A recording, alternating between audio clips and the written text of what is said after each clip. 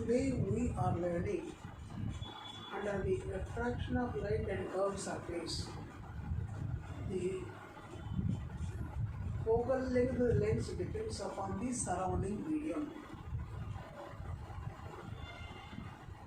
The focal length. The focal length of the lens depends on the surrounding medium.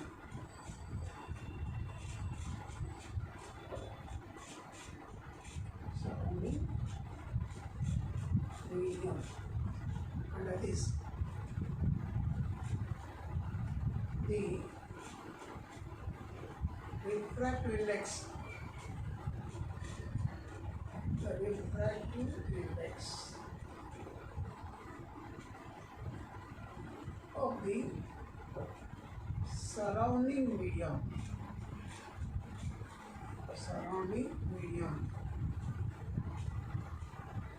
increases.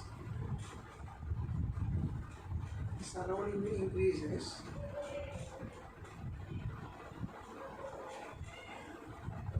The focal length of lens increases. Focal length of lens increases.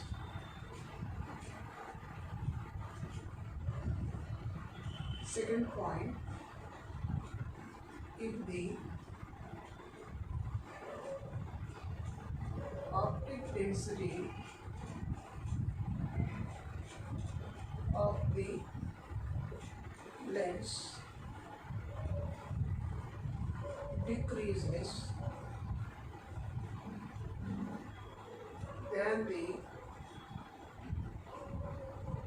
surrounding medium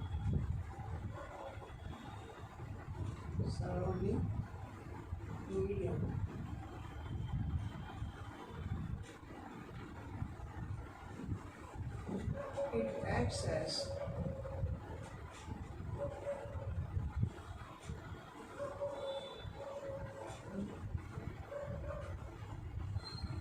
concave or diverging lens. Let us see these points.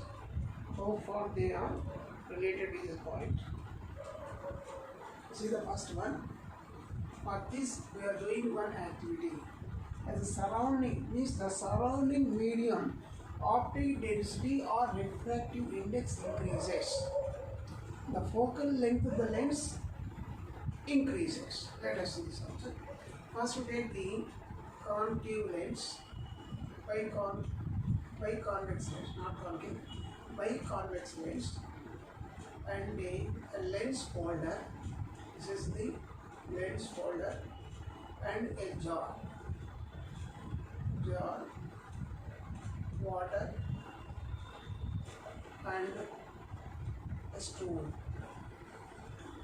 These are the requirements. So biconvex lens holder, jar, water, and a black stone. This is called lens holder. These are the. Now first you take the biconvex lens. We have to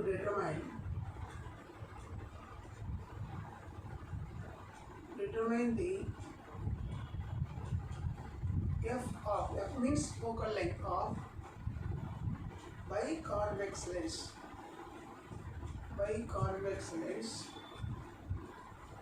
In the air medium. So that you can say it is FA. This is the band. Now take this jar. The height of the jar is 4 times greater than the focal length of this tube. So height of jar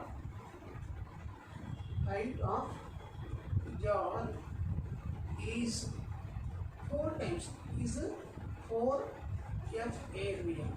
So the focal length, how much is there in air media? you multiply 4 times. So that is 4 times. Height of jar is 4f times. Now take this jar. This is the jar. Keep on a table. This is the jar. So the jar is nothing measuring jar. Just we can measure how many centimeters or how many millimeters or height is there. Keep a stone at the bottom inside the jar. This is the stone. Take one black stone.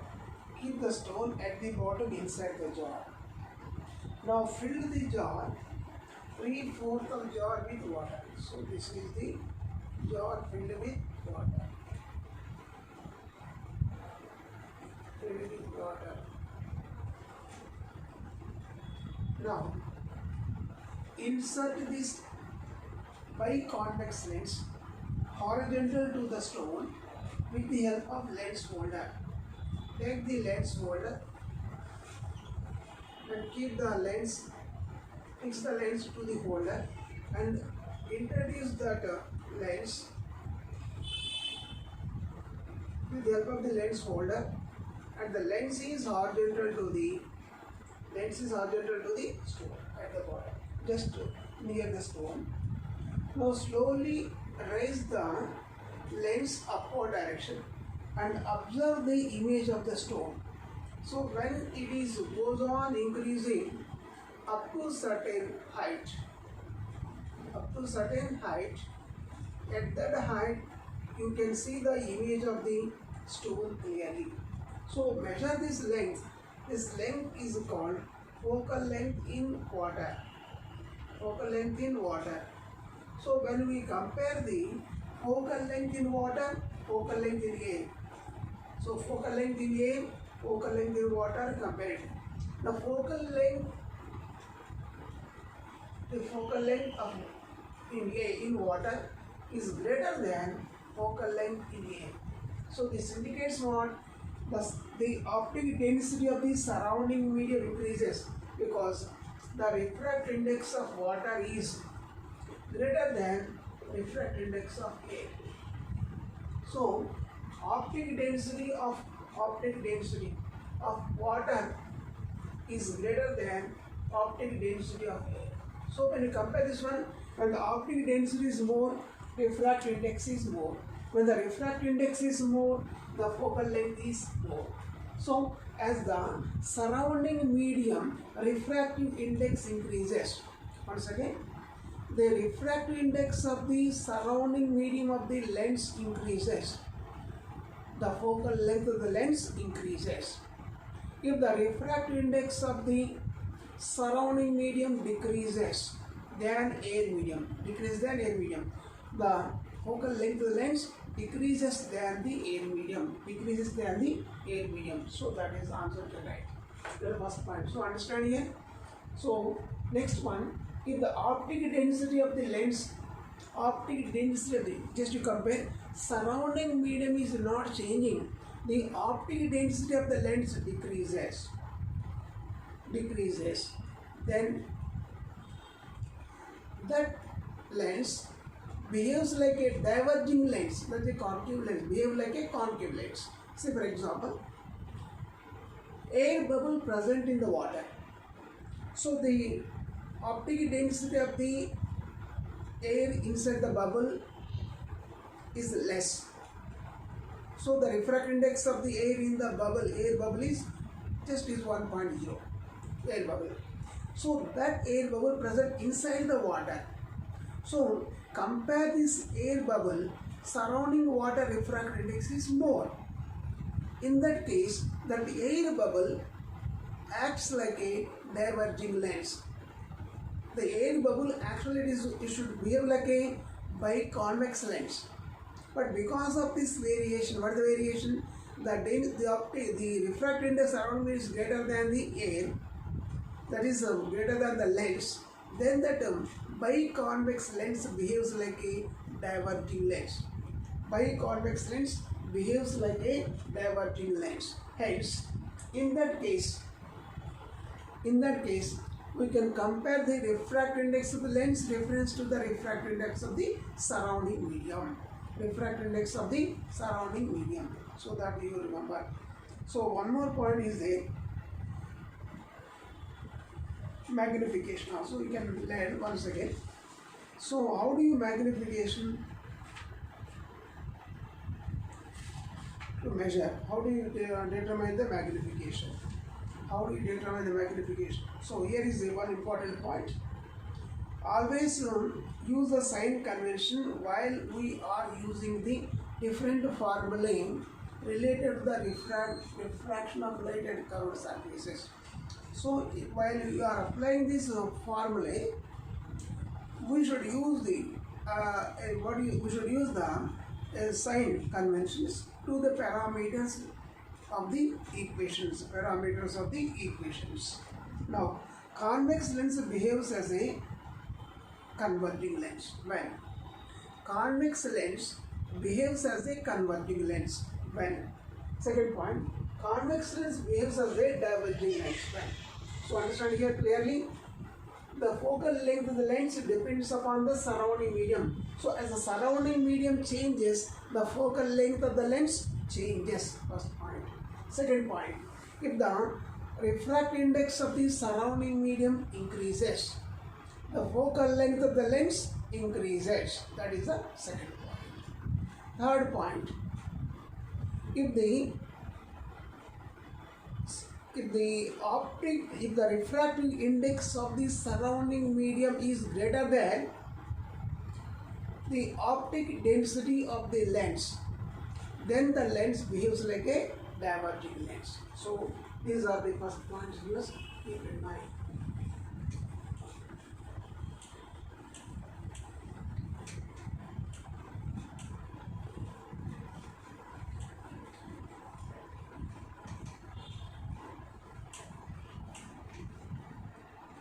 Next,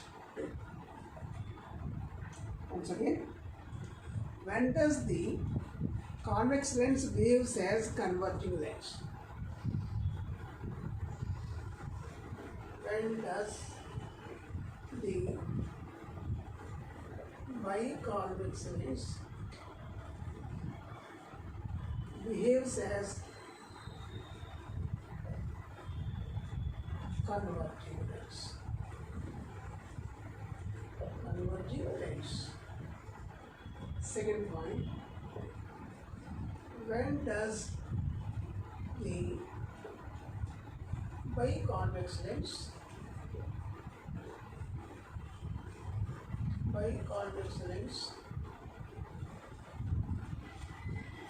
behaves as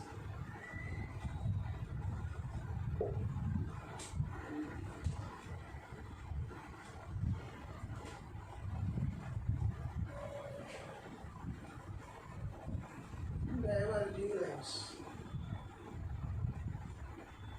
When does the biconvex lens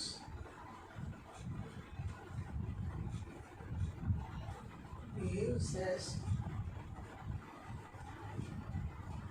diverging lens? Here there's 2 points are there. So in the first point, when the refractive index of the surrounding medium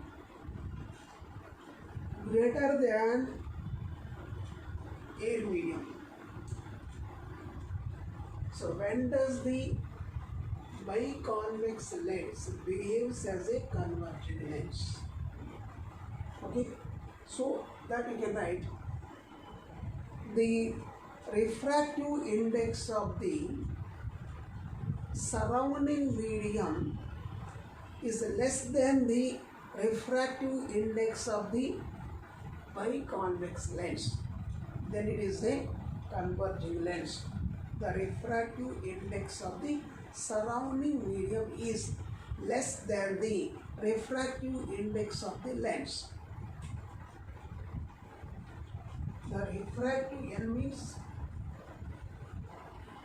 refractive index. So the right refractive index of the surrounding medium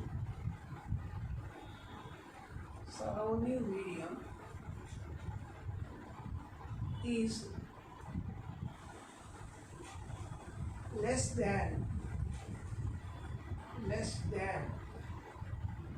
the refractive index of the lens. Here the lens refractive index is more, surrounding refractive index is less. In that case, that biconvex lens behaves as a converging lens. It is acting as a converging lens. That is the question, and here is the solution. Now here is another question is there. When does the biconvex lens behaves as a diverging lens? So opposite the one. So a refractive index solution.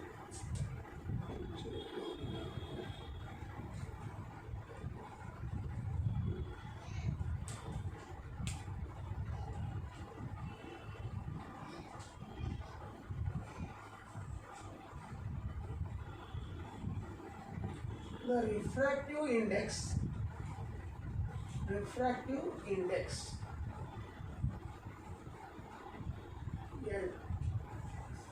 of the surrounding medium is greater than the refractive index of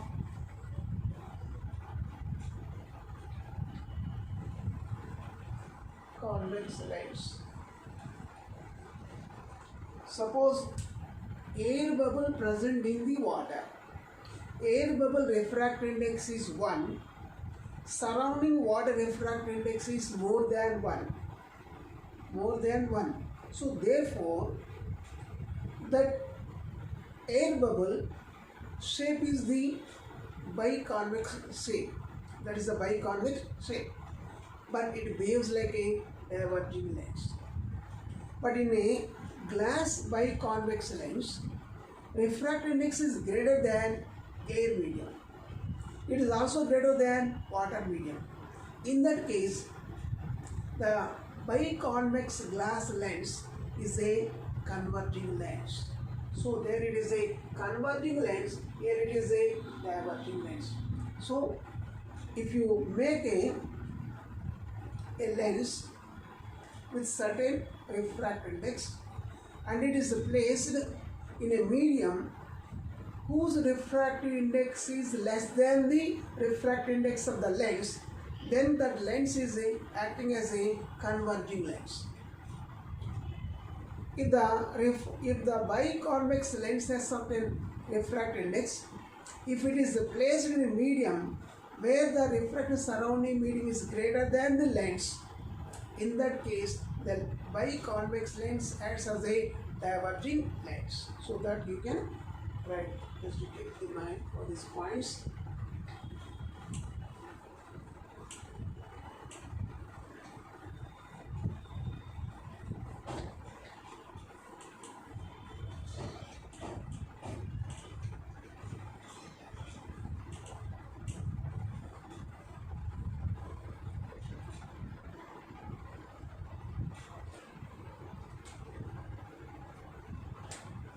So here is a, what is meant by magnification?